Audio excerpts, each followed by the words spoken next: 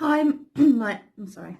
Hi, my name's Emma and welcome to my channel. My channel is Emma Adam Vlogs. We have decided to share our experiences of adoption. We've adopted two girls now, and we wanted to raise more awareness of UK adoption and the process out there and connect with more people who have adopted and who are starting their journey to help support each other. So today's video is sharing our experiences of a support network and what is a support network. So if you like my videos, please give me a thumbs up and please subscribe to our channel. Oh, and join our family, the Adams family. We'd love to have you come along with us and share our journey as it unfolds. Thank you so much to the people that have already subscribed to us and given me feedback and comments on what videos you'd like to see. Please hit the notification bell because obviously we're a busy family, we've got busy lives, so I don't always, not able to always routinely upload regularly. I can only do videos when I can, so please hit that notification bell and then you'll be notified of when the next one comes. Like I said a few minutes ago, we've adopted twice now, and I wanted to do a video about our support network and tell you what our support network was like the first time we adopted, and then how it changed and what it was like the second time we adopted. And I think there was about 5 years in between those two adoptions. So who is in your support network? So when you've been accepted and you go through the stage 1 process, you will do a PAR report, which is a prospective adopters report, and I have done a video detailing what is in a PAR report. So the part of the PAR report is an eco map. So that basically just highlights and tells you who is in your support network, who you can go to, and that's a really good thing because it really gets you to think not just about immediate family and friends, but it really helps you to think about and widen up who is out there that can support you and how they can support you and what other services are out there really that can support you as well. So the first time round, we had a very small support network and a very small eco map. Oh, I just got an itchy shoulder. So we obviously had family, close friends. So we had our mums, my brother, my husband's sister. At the time though, well, still now, my brother lives abroad, so he was more down for telephone support. And Richard, my husband Richard, his sister lived away, so again, she was more down for telephone support. And then obviously there was like aunties, cousins, the one that lived close by. And then we looked at close friends and who could put down for there. And obviously our close friends have their own children as well. So obviously there's positives with that, having friends with similar age children. Then we started looking at where I could go to get other sources of support, because obviously you've got your work colleagues, but once you've adopted and you've got that time off, you're on that adoption leave, it's not always as easy to tap into work colleagues for the support unless you obviously are really close to them. So I started looking at what groups are out there. So once our first daughter moved into us, and obviously we did have a period where we wanted to stay at home, we just wanted to be a few, us, and we wanted to build up those connections and relationships with her and then with the family. So once we felt confident and comfortable enough that we'd built them up, we started looking at what mum and child groups. And this is where your eco map comes in, because obviously you've done that research then for your mum and child groups. You know what's out there. So the first time round, I went to just a local church mum and toddler group, and that was really good. And I met some few people there. And then I went to some mum and toddler groups that had like more of like a music, dance theme to them. And those were really good because my first daughter really liked things like that. So my daughter was 2, just over 2. My oldest daughter, when he adopted her. And obviously there's telephone support as well from our family and our friends that live away. I think if I was to redo it now, I'd probably put down as well the social media support with the groups, because now I've made friends in a lot of social media groups, and that's specific about adoption and adoption support. So I think if I was redoing it now, I would put in some support, those support groups as well, and get those connections up. And obviously, at the time you do a new eco map, you wouldn't have obviously perhaps have the opportunity to meet some of the other doctors or build up your relationships with them. But obviously they're a part of it as well. You will build up relationships with the other doctors on your journey. So we had a very, very small support network, but the people who were in our support network were very good, very effective, and could come round and support us, or telephoners. Like my mum, for instance, is retired, so she could pop in and out any day, any time, really. So that was really helpful. So forward on 5 years, and obviously we re-looked at our support networks again when we was getting ready to adopt our second daughter, and she was just under 2 years when we adopted her. So I think within the 5 years, my first daughter, she started primary school, and I think for us this was a turning point, because we still had all the other relationships and connections from the other things that I've just said for the first eco group. But I think as she started school, our social circle vastly widened up, because I met other mums on the school runs, made friends. My first daughter, she made her school friends, so I was obviously meet up with play dates and go out with them and stuff. You get to know their mums, make friends with them, and obviously with birthday parties, you get to see the same mums, the same parents, same children. So again, it's another way of building up relationships and connections. So I'd say that was the biggest change within our 2 eco maps for the second time. So our eco map for the second time, it was a very large network of, so again, family, our close friends, and our new friends from the groups I made from the first time. And obviously I was confident about going to new groups as well, because I knew I'd make new connections, new friends and stuff. Again, the school mum friends, I've got two small circles of school mum friends, but they are really good, and they've been really supportive. So obviously we've been very open about the second adoption, and they've been very supportive with all aspects, really. But also the other thing that changed for our second eco group was we had the school as a huge source of support for us, and they were really good, because with all the changes of new relationships and stuff like that, you get with a child coming into your home, the dynamics changing. Our oldest daughter was only 5, nearly 6 at the time. She struggled. So I went to school. We're really open about school, told them, and they're very good. They supported her a lot, and in turn, which supported us, and they helped her talk through a few things that were bothering her, like because obviously she was worried about the new child coming in, and she hadn't met her before. And then when our second daughter obviously lived with us, and the honeymoon period was over for my first daughter, they helped her think about things like that, and helped her how to be a big sister, basically, which was really good. Also had nurseries as the support as well, and I think I'll do a blog about how to choose schools and nurseries with adopted children, because they were really, really important.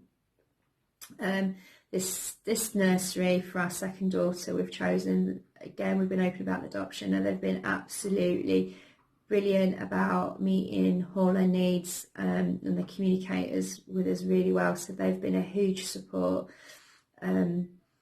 Telephone support, obviously work colleagues, and again, it's not always easy to keep up the connections with work colleagues, but I've kept up connections with work colleagues much more with the second adoption and being off than I did the first one. and that's really helped a lot.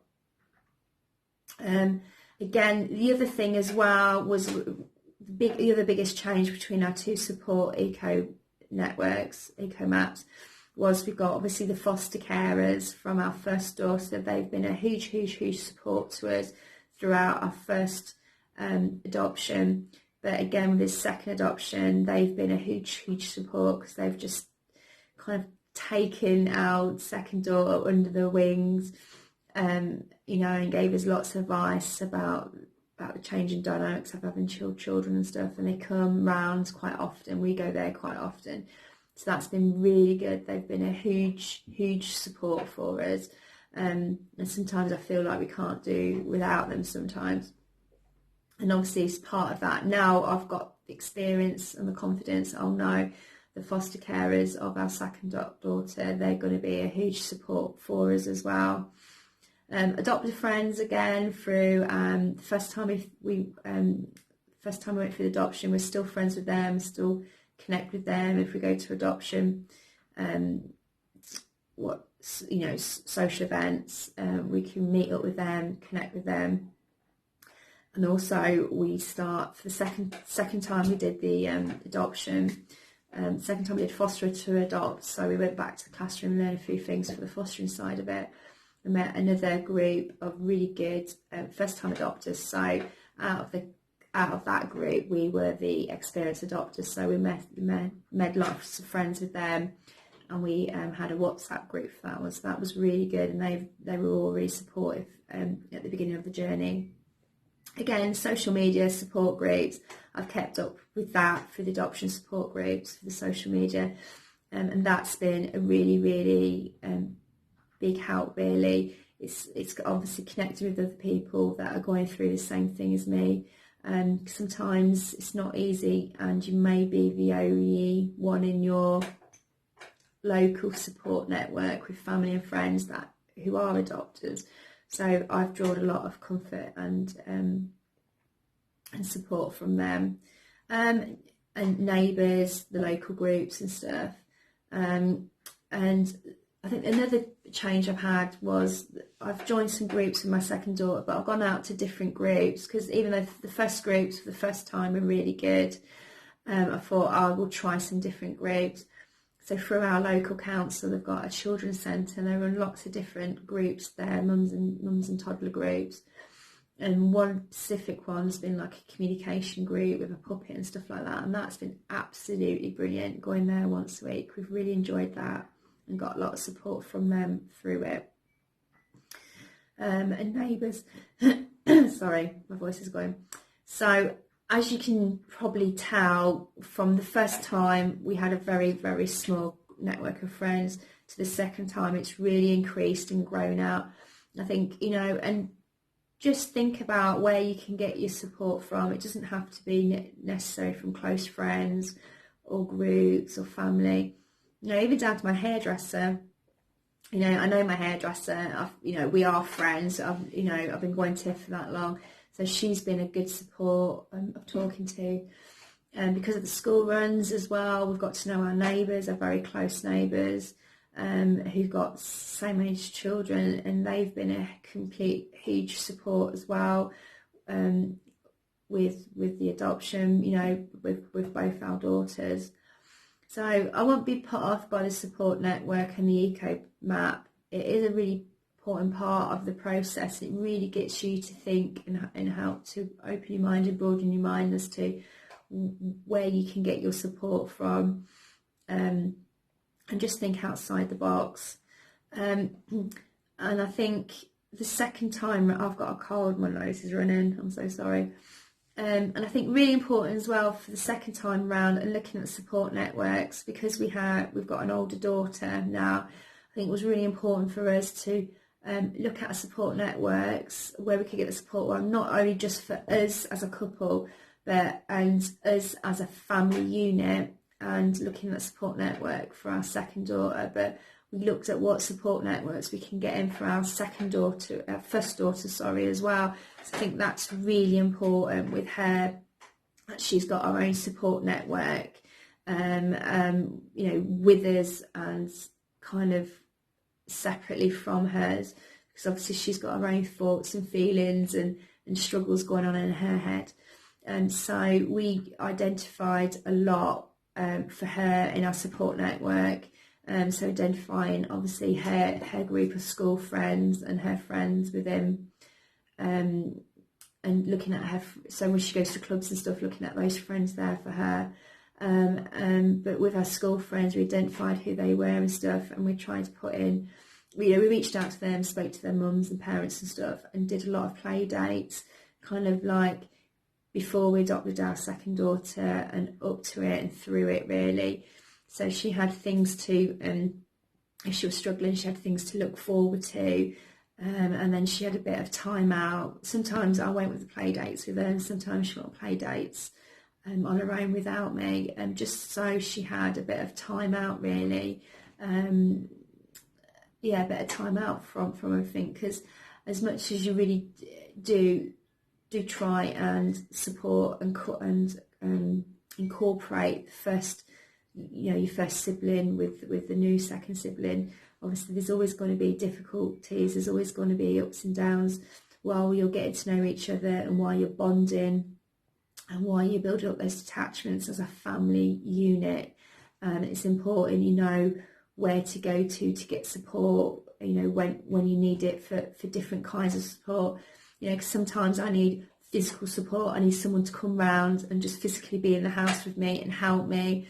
Sometimes I just need someone to come and take over looking after the children, or take them away just so I can get a bit of space and stuff. Sometimes I just need a babysitter, so I can go out and do some reconnecting with my friends socially. Sometimes I need some house. Oh, someone's trying to ring me. I'm just going to put this on hold, and that's my phone. Hi, so this is the second part after the phone call. So sometimes I need some mental health support, really, and that's just through my friends, chatting to them, or just picking up the phone and talking to somebody. And sometimes I need emotional support as well, which is obviously through family, through my friends, going out with them, or again just picking up the phone, or just really getting in with my social media adoption groups and just reading what they've got to say and feeling like, yeah, there's somebody out there that feels the same as us and stuff. So don't be afraid to reach out to other people as well for that support and to build up new connections. It's really, really important. Obviously, one of our friends, we've known her for absolutely, I think since before we were born. And she's gone through the adoption process as well. So as we was going through our second adoption, she was going through her first adoption. So that's been a huge source of support for both of us. It's been good for me because I can be able to obviously think about and recap stuff, live her journey with her, give her some advice and stuff like that. But it's also been very beneficial for her as well, because obviously she's seen us go through it.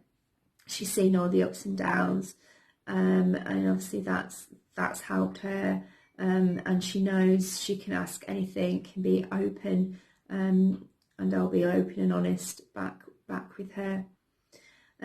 So I hope you like my video of our support networks. I hope it's been beneficial for you. So I think the aim of what I'm trying to say is, one, just think outside the box and be open as to what sources of help are out there, and they're not always obvious.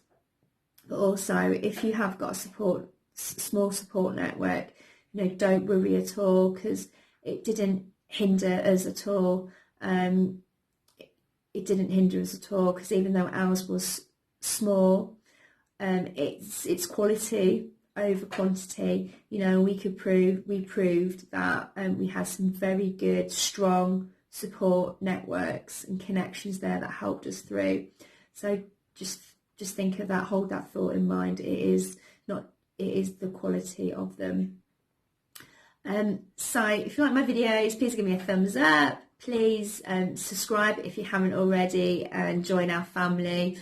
If you've got any thoughts on what experiences or what topics you'd like me to discuss and share with you, please just comment down below the video or just message me. You can also find me on Instagram. I post a lot of things daily of what we're up to as a family on my Instagram. I think it's Emma AD79 or Emma Adams Vlog, so you can find me on there. And please, if you feel free to follow me on Instagram as well. Hit the notification bell so you know when I'm uploading the next one. And just thank you so much for everybody that has subscribed to us and supporting us and helping us grow really slowly. Let me know all your stories, what are your support networks like, how you're utilising them. I love to speak to everybody and learn lots of new things. And if you are, are you at the start of your journey and you're just looking into support networks and stuff, contact me. I'm more than happy to try and help and support you and just listen, any way I can. So thank you very much, and I will see you soon. Bye.